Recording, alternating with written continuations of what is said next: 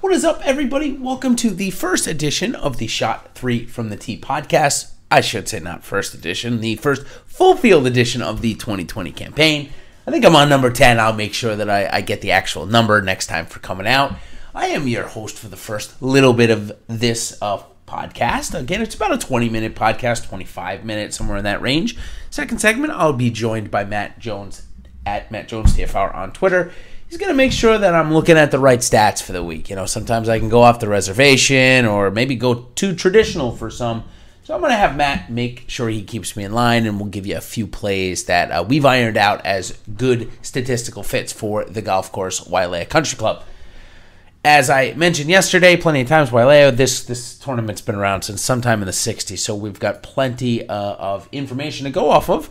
And what this podcast goes over, if this is your first time listening, I'll go over quickly. I review the pricing that I put out yesterday, see how good, bad, or ugly I did. Then I go over some of the sponsors exemptions. I give you a little note on each of them, go over some field changes, one this week that I'll be sad to talk about, go over the Monday qualifiers, and then I'll finish my segment off, my solo segment off, with a little bit of opening odds and salary discussion. So hopefully you guys find some useful information out of this. Of course, maybe the first part is just a little check-in, a little fun to break into the week and break you into the pod. So I had, just to review, JT at 12.2K, Reed at 11.5, Webb at 11.2, Morikawa at 10.6, Matsuyama at 10.4, and I thought they'd slide Kuchar up to 10.2. So let's review the real pricing now. JT is at 12, so that's actually not bad. Webb's at 11.1. I got within $100 there. Got Patrick Reed, but not in the right spot. Still 10.8. Matsuyama 10.5. Morikawa 10.3. And Matt Kuchar at 9.9. So I actually got the first 6 guys correct, but I didn't get them quite in the right order. So I guess I can give myself a little bit of credit. I actually got Sung Jae Im's price, 9,600, I think right on the money. So not a bad job by me this week. I'll give myself a solid B+ there. I think that was some pretty good work. No exact numbers. If I get an exact number on one of the top 5 or at least 2, maybe that qualifies as an A. So still searching for that first one. Okay, now we'll get into some useful information, or maybe some useful information. Sponsors exemptions. So these are guys that would not have gotten into the field without the tournament director giving them an invite. The first one, Smiley Kaufman. He's been making his rounds throughout the tours and getting any start he can. He's flashed at least the ability to score under par. He's made a cut. Still, he's not quite back, but getting a start this week. Maybe his buddy JT will spur him on to make some money. Jerry Kelly, big-time winner of this event. Played great on the Champions Tour last year, but this is quite a step up in competition, to say the least. So Jerry Kelly, Champions Tour, past champion of the event. Next one, in the next, there's probably about 5 between the sponsors exemptions here that I might struggle with their name between the Monday qualifiers and sponsors exemptions. So the first one is Roy Kuya Hoshino, who we saw in the Zozo. He tied for 51st. He's currently 106th in the world, though, which is pretty good. He's played 5 times since that Zozo championship on the Japan Tour, making all 5 cuts and 3 top 20s. So pretty good form for Hoshino. The next one, which this guy is flying up the official World Golf Ranking. We might see a lot more of him this year, with now being inside the top 50 in the world. I believe that qualifies him for every major. I believe he started the season off that way. It qualifies him for every WGC. So he might even be able to get a PGA Tour card out of this when it's all said and done, if he has a good major in WGC season. Maybe strings together a couple of starts here, but Shugo Imahara is the guy I'm talking about. This is his 3rd straight appearance at the Sony Open, his 3rd straight sponsor invite. He did not let his sponsors down the first 2, making the cut in both of them. He's ranked inside the top 30. He's ranked 30th in the world right now. Insane. So since the Zozo, where we saw him last, he tied 59th in that event. He's gone 2nd, 36th, 1st, 39th, third. So 3 top 5s. I actually think he had another top 5 in there as well. I think I didn't write one down. Might have been 3-6, 139, 3, something like that. It's been very, very good, and the result of that is he's flown up the OWGR, as I mentioned. So definitely in play this week. I think he's mid-price. I believe he's 7,500. So certainly in play for me, and we'll break him down a little bit more as the week goes on. Parker Mclaughlin, a 4-year-old native of Honolulu. We've seen him in a couple events. He gets in those Puerto Rico, Dominican events as a past champions category. He's kind of far down there, but gets in here. He's a 4-year-old native of Honolulu. That's where he grew up. Tyler Oda is a 26-year-old amateur, but made this event back in 2018, so this will be his second time playing it. He's turning pro after the event. Don't know if he's quite got the game, but he has had a good amateur season, winning a couple of events out there in Hawaii, so best of luck to him. Hopefully he can make a cut this week.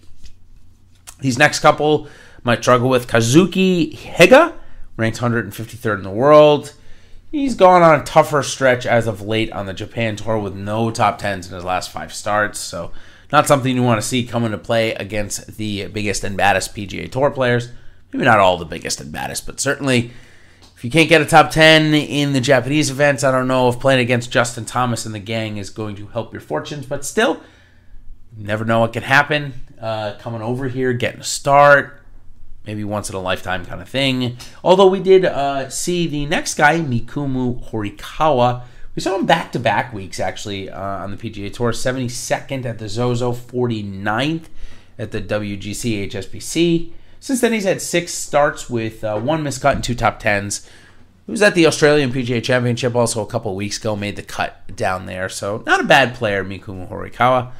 The next one, Ryoko Tokimatsu, ranked 150th in the world.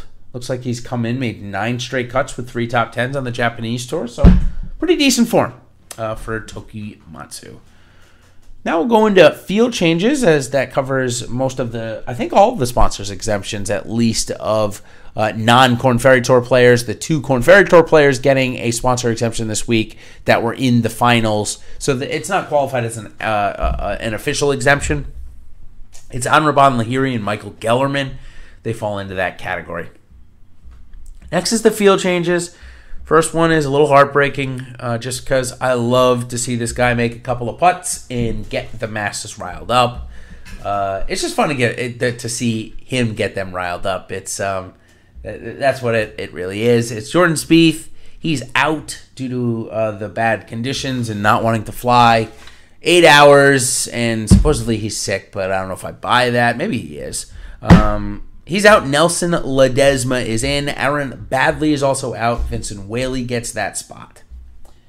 Now we'll move on to our Monday qualifiers. These guys, again, I've said in the past, we've seen a couple of really good ones. We've seen Brandon Wu come out, I believe, once. We've seen Chip McDaniel come out and do some fun things. We've seen Corey Connors do some amazing things. So certainly an area to take a look at, though, this week. Maybe a little bit less of quality of people that entered the Monday qualifier. I saw only about 65 names, so not a lot of people traveled and such. The winning score was -4, which is the lowest Monday qualifier that I can remember seeing.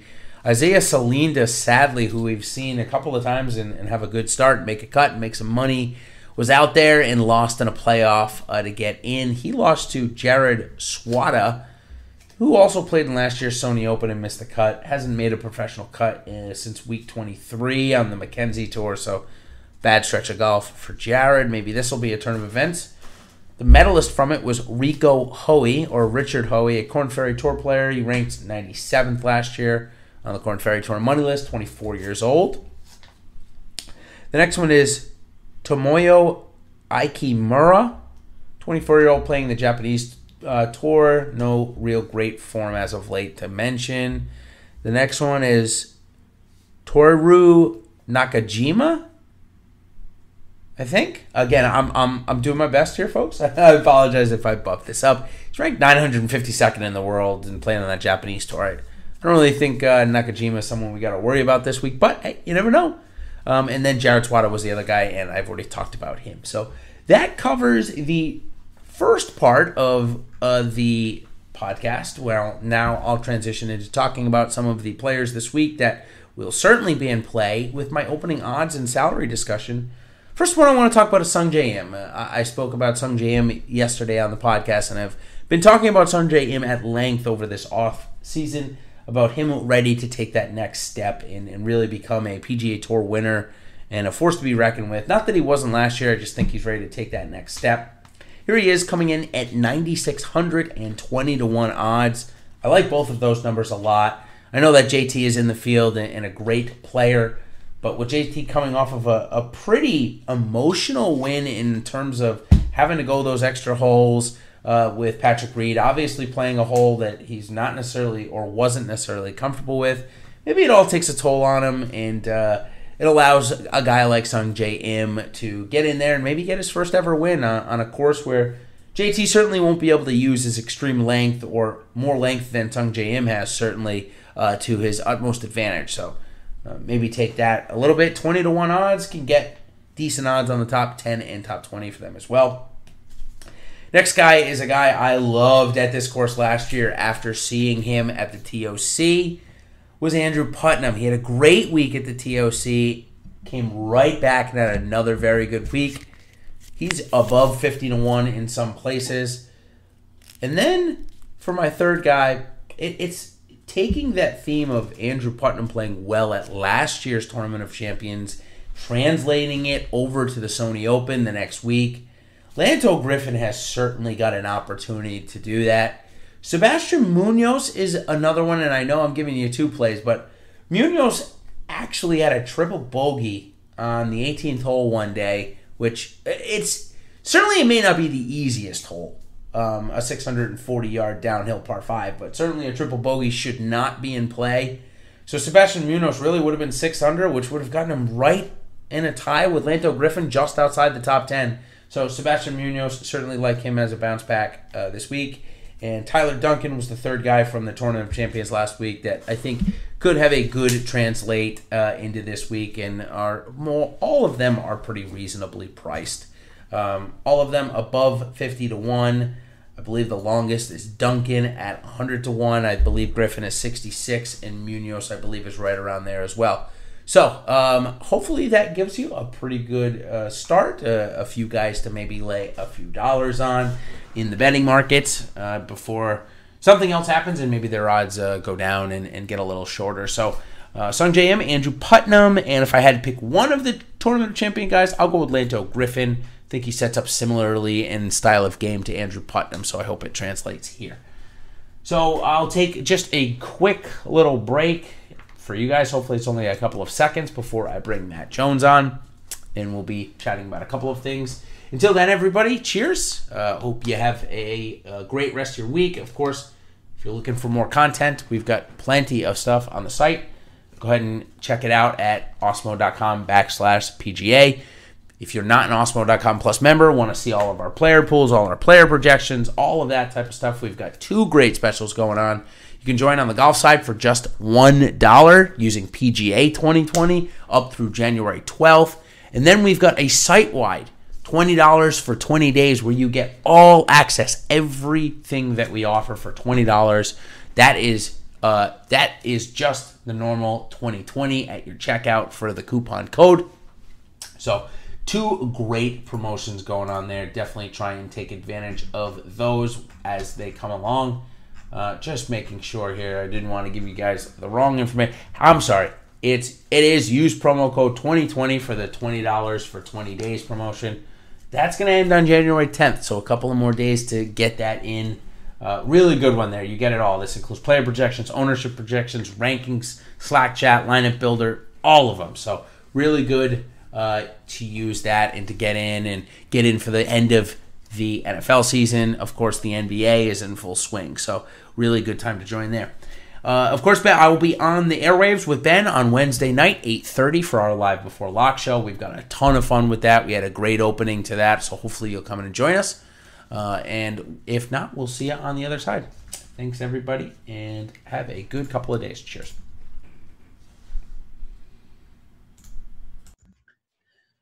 All right, everybody, welcome back to the second segment of the Shot 3 from the Tee podcast. Hopefully you've enjoyed my quick little intro to the front part where I go over some of the field changes and all that fun stuff. But now I am here joined by Matt Jones at Matt Jones TFR on Twitter, my stat guru. He keeps me in line with my stats and makes sure I don't go too far off the reservation. Matt, thanks again for coming on and joining me. Yeah, of course. It's a good way to start my week. Gets me going for my process a little earlier than usual, so it's good. Good, gets you all pumped up, and we got our first full field event, as I mentioned off at the top on the first segment there. And what a day it's been. We'll try and navigate it. I can promise you, Matt and I are not making 300 lineups together, so we don't have to worry about that with this show. However, maybe we should after all this, right, Matt? Yeah, why not? As we move on, we go into this week, and it's really a second shot golf course. You know, anytime you see a par 70, 7,000 yard course, it's likely that's going to be the case. However, that's not to say that driving distance can't be used as a really big factor. Both par 5s are drivable. There are some shorter par 4s as well. We've seen Justin Thomas, Brian Palmer, Jimmy Walker win twice, so plenty of bombers have won here. But we can see bombers get hot with the irons, and that's what it really takes. So I looked at strokes gained on the approach from the winners over the last couple of years. It's averaging almost close to a stroke in 3/4 per round. Seems pretty high. Did you get that same kind of inclination when you were researching? Yeah, definitely up there as far as importance for strokes gain approach compared to just your regular stop. For sure. And not to say that driving strokes gained off the tee doesn't matter. Certainly, the combination of accuracy and distance can really help this week. Somebody and as I went over in my statistical analysis from last week's event yesterday, I highlighted Colin Morikawa as a guy that was in the top 3 in driving accuracy and the top 3 in strokes gained off the tee last week. So somebody that I think could really have a translation into this week. Of course, we know he can get hot with his irons. So a couple of the stats that I mentioned last night on the pod that I thought we'd take a look at. We've got strokes gained on par 70 under 7,100 yards. We've got some strokes gained on par 4s, 400 to 475, and then finish it up with a little proximity from 175 for 200. So I'll let you dictate it for the first couple minutes. You can give me the stat that you want to give and maybe one or two guys. Yeah, as far as the splits go for these, shorter courses, couple of guys who we don't really think of as, we just mentioned that distance could play a role, but some guys that really just completely overperform on these short courses. Chez Reavie is I think it's the biggest split that I've ever seen from anybody since I started doing this. So he's had in our database, he's had over 100 rounds on these shorter courses. So it only goes back to 2014, but a good sample. Yeah. And he averages over 4.2 strokes tee to green on those shorter courses. On the longer courses, he's 1 stroke tee to green. So you're talking about a 4x difference. Significant. And he averages over 70% of his greens in regulation and fairways hit. Not that that's it, that fairways hit is a huge deal, but it's never a bad thing to hit fairways, right? No, certainly not. And we can even just allude to that very quickly of last week. I mean, Chez Reavie, I believe, if I'm not mistaken, led the field in driving accuracy with 93.3% of his fairways. Granted, they might be the largest fairways in the world. Yeah. And as Justin Thomas alluded to, he might have missed the biggest fairway in the world on one of those days. But he still led the field in it, so it's still a statistic that you can take a look at. Not to mention, we're working on 3 straight top 20s here, 2 of 3 here in the top 10 on his last 3 tries. So certainly some encouraging signs. Chez Reavie. When we look at the stats from last week, the strokes gained at least, we know that he lost so much distance off the tee, so Yeah. no real surprise to see strokes gained off the tee be losing about a stroke per round there. But on the secondary, approach was even with the field in a pretty good field. So maybe not extremely telling on the short form statistics, but still on the long term, it looks good. Yeah, and not only that, but as far as it's a really good point bringing up the fact that it was, in the field that they just played. You're talking about a lot of the top guys that we're going to see, through the beginning of the season, and he's never lost this many strokes off the tee. So I do think it's a little bit of a function of that lack of distance, and just having some of these guys last week at the Tournament of Champions that just could bomb the heck out of the ball. Yeah, like you said, especially last week when we were having 400-yard drives. I mean, Chez Reavie was still hitting at his normal distance. He wasn't getting the roll. And you know what, though? The other thing, too, is that Kevin Na, who's a similar type player in that regard, had the exact same problem. So, again, no real surprise there. All right, so Chez Reavie, definitely like that call. Got any others? Yeah, Griot's another guy who, almost 2.5 times as many strokes gained tee to green on these shorter courses. Also hit over 70% of his fairways and greens.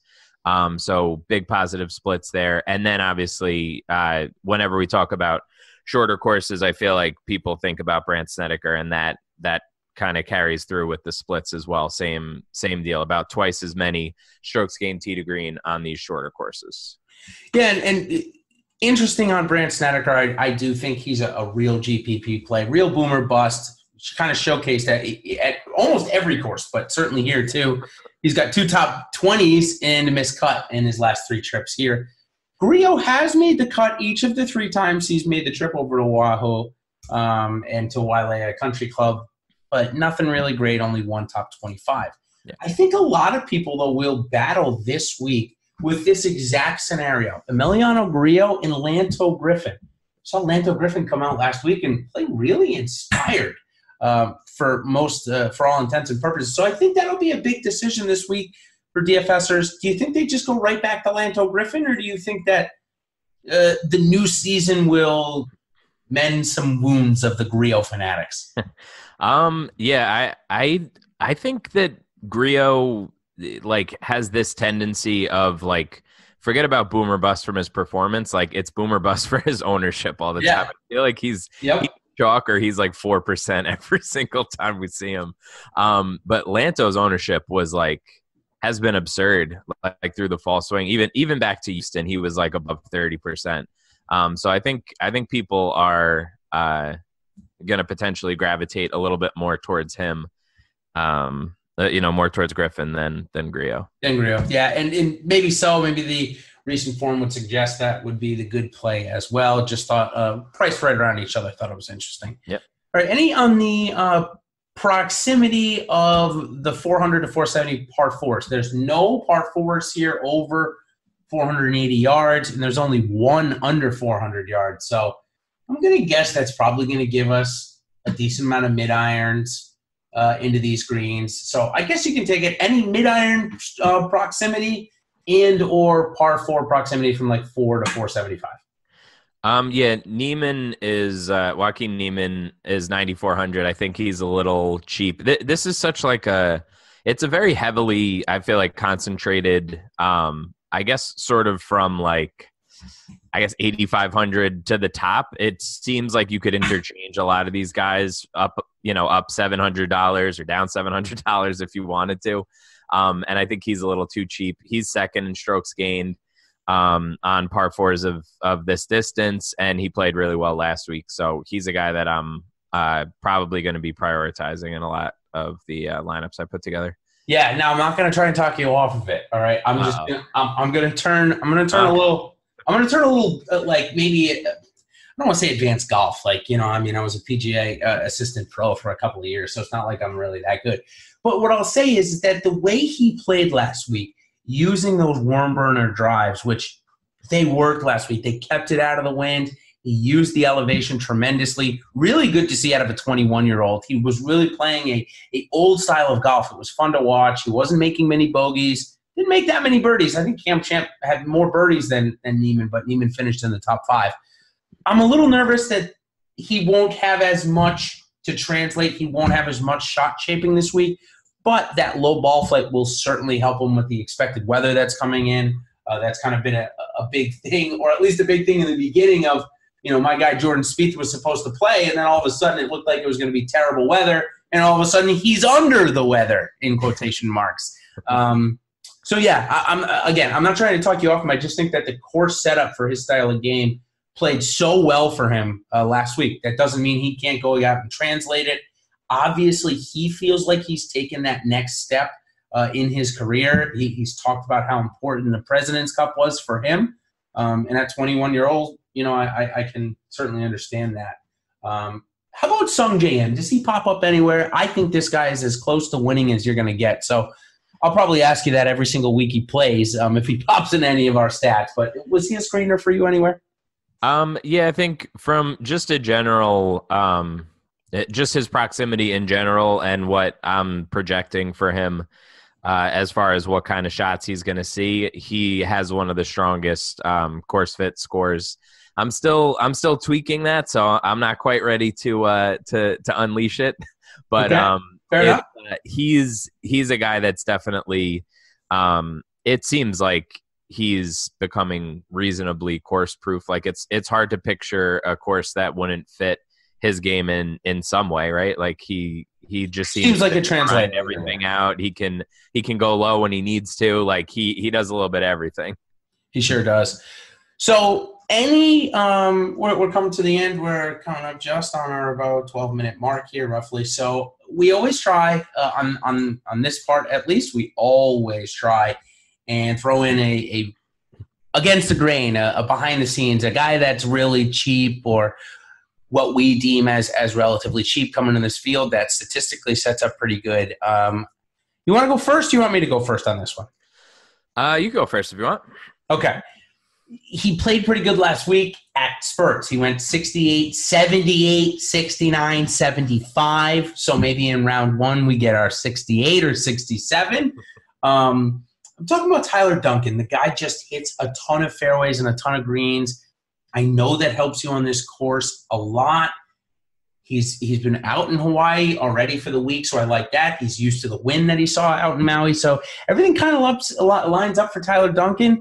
I'm not going to go out and say that we're going to see like a Patton Kazir type run where he wins in the fall, has a decent TOC, and then wins again.